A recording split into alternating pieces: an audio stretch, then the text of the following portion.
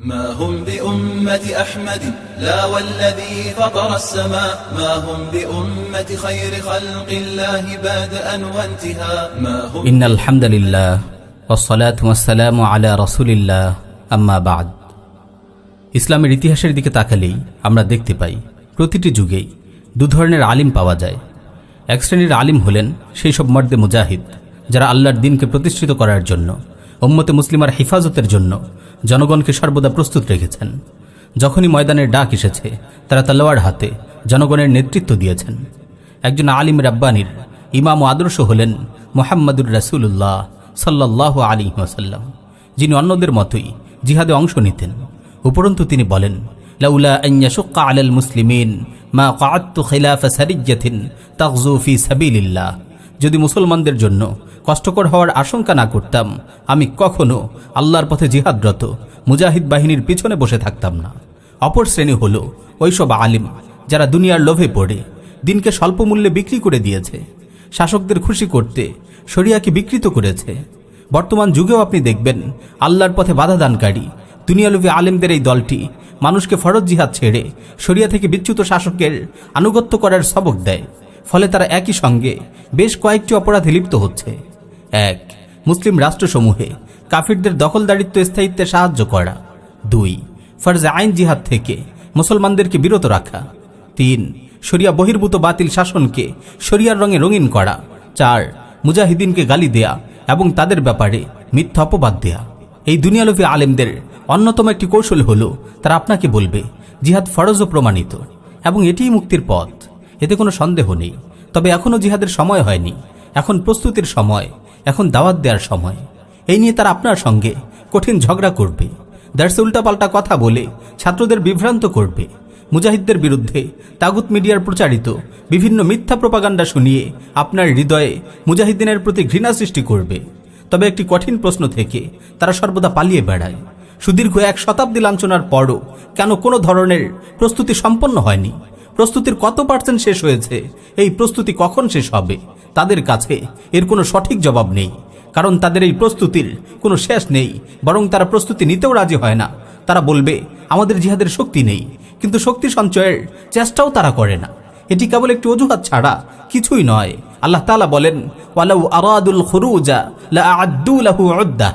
যদি তারা বের হওয়ার সংকল্প করত তবে অবশ্যই কিছু সরঞ্জাম প্রস্তুত করত। এদের পুরো জীবনের দিকে তাকান, দেখবেন এদের আলোচনায় জিহাদ নেই, এদের দোয়ায় শাহাদাতের আকাঙ্ক্ষা নেই, এদের লেখা কিতাবাদিতে জিহাদ নেই। জিহাদের জন্য শারীরিক ও মানসিক কোনো প্রস্তুতি নেই। বরং দেখবেন এরা ছাত্রদের মাঝে বিভিন্ন সংশয় ছড়াচ্ছে, জিহাদের জন্য নতুন নতুন শর্ত যোগ করছে যার সঙ্গে ফিকহের কোনো সম্পর্ক নেই। তারা আপনাকে ইসলামের বিরুদ্ধে যুদ্ধরত তাগুত জাতিসংঘের আনুগত্যের সবক শেখাবে। এরা বছরের পর বছর নফল হজ করবে, ঘরের টয়লেটগুলোতেও টাইলস লাগাবে, বিলাসী জীবন যাপন করবে, কিন্তু ফরজ জিহাদের জন্য একটি টাকাও নিজে দেবে না, কাউকে দিতেও উদ্বুদ্ধ করবে না। তাদের দায়িত্ব ছিল মানুষের আকীদা শুদ্ধ করা। রাসূল সাল্লাল্লাহু আলাইহি ওয়াসাল্লামের উপর যেভাবে বিশুদ্ধ তাওহীদ অবতীর্ণ হয়েছে এবং যেভাবে সালাফগণ বর্ণনা করেছেন সেভাবে বর্ণনা দেয়া। কিন্তু আফসোস, তারা কিছু বলে আর কিছু গোপন করে। তাওহীদ নিয়ে যখন তারা আলোচনা করে তখন তাদের আলোচনা জুড়েই থাকে সাধারণ মানুষ ও দুর্বলদের বিচ্যুতির কথা। তাগুত শাসকদের ইসলাম থেকে বের হয়ে যাওয়া, ইহুদি খ্রিস্টানদের সাথে তাদের সখ্যতা ইত্যাদি তাদের আলোচনায় আসে না। আশ্চর্য কথা হলো, বিগত 1 শতাব্দী কাল ধরে মুসলিম বিশ্ব ভিনদেশী আগ্রাসনের শিকার। ক্রুসেডারদের এই সামরিক উপস্থিতি আন্তর্জাতিক রাজনীতিতে হঠাৎ কিংবা তাৎক্ষণিক ঘটে যাওয়া কোনো ঘটনা নয়, বরং তা 100 বছরেরও বেশি সময়ের নিরবিচ্ছিন্ন গোলামির ফল। তবু আমরা এসব বুদ্ধিজীবী থেকে এদের বিরুদ্ধে বিরল 2-1টি ইঙ্গিত ইশারা ব্যতীত এই বিষয়ে উল্লেখযোগ্য কোনো প্রতিক্রিয়া পাই না। তারা মাঝে মধ্যে সুযোগ পেলেই অভিযোগ তোলেন যে মুজাহিদগণ জাতিকে কল্যাণকর কিছুই দিতে পারেনি, তাদের কল্যাণের তুলনায় অনিষ্টের পাল্লাই ভারী। তবে তারা একটি প্রশ্নের উত্তর কখনো দেয় না। ভালো কথা, বুঝলাম মুজাহিদিনগণ কিছুই দিতে পারেনি, তাদের দ্বারা শুধু অকল্যাণ হয়েছে। তো আপনাদের প্রস্তাবিত জিহাদের পদ্ধতি কোনটি, যেখানে ক্ষতি নেই, শুধু লাভই লাভ? তাদের জবাব হবে, জিহাদ ছেড়ে দাও। আপনি যখন তাদের প্রশ্ন করবেন, আচ্ছা আমরা ধরে নিলাম মুজাহিদিনগণ জিহাদ থেকে বিরত থাকলো, সবাই ময়দান ছেড়ে ঘরে এসে আপনাদের মতো ঠায় বসে রইল, তখন কি ইসলামের শত্রুরা মুসলিম উম্মার উপর সীমালঙ্ঘন করা থেকে বিরত থাকবে? ফিতনা ফাসাদ কি উধাও হয়ে যাবে? ইহুদিরা কি ফিলিস্তিন ছেড়ে চলে যাবে? ইসরায়েল কি ফিলিস্তিনকে ইহুদিকরণ, মসজিদে আকসা ধ্বংসকরণ, গ্রেট ইসরায়েল প্রতিষ্ঠাকরণ বন্ধ করবে? আরাকানে কি মুসলমানরা তাদের ভিটেমাটি ফেরত পাবে? কাশ্মীরে কি আজাদি ফিরে আসবে? ভারতে কি মুসলিম নিধন বন্ধ হবে? উইঘুরের মুসলিমরা কি তাদের জীবনের নিরাপত্তা পাবে? ধর্মনিরপেক্ষতাবাদীরা কি তাদের ভ্রষ্টতা থেকে ফিরে আসবে? অশ্লীলতার প্রচারকারীরা কি তাওবা করে ভালো মানুষ হয়ে যাবে? তাগুত শাসকেরা কি তাদের গদি ছেড়ে দেবে? জেলখানার দরজাগুলোকে কি খুলে দেয়া হবে?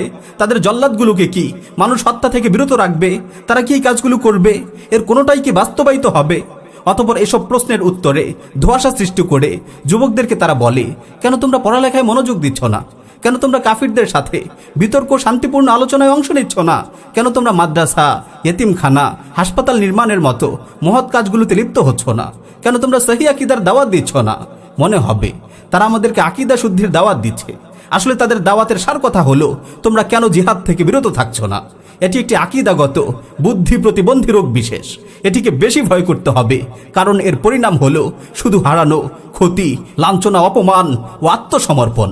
তাদের দাওয়াতের সার কথা হলো মুজাহিদিনকে জিহাদ থেকে বিরত রাখা, ময়দান থেকে মুজাহিদ শার্দুলদের সরিয়ে দেয়া, যাতে হানাদার বাহিনী নিরাপদে থাকতে পারে, তাদের গায়ে একটি কাঁটাও যেন না বিধে। তাই তো ইসলামের শত্রুরা এই শ্রেণীকে সুনজরে দেখে এবং সরকারকে তাদের প্রতি সন্তুষ্ট থাকতে ইঙ্গিত দেয়। আল্লাহ তাআলা আমাদের সবাইকে দুনিয়ালবী আলিমদের ফিতনা থেকে হেফাজত করুন, আমিন।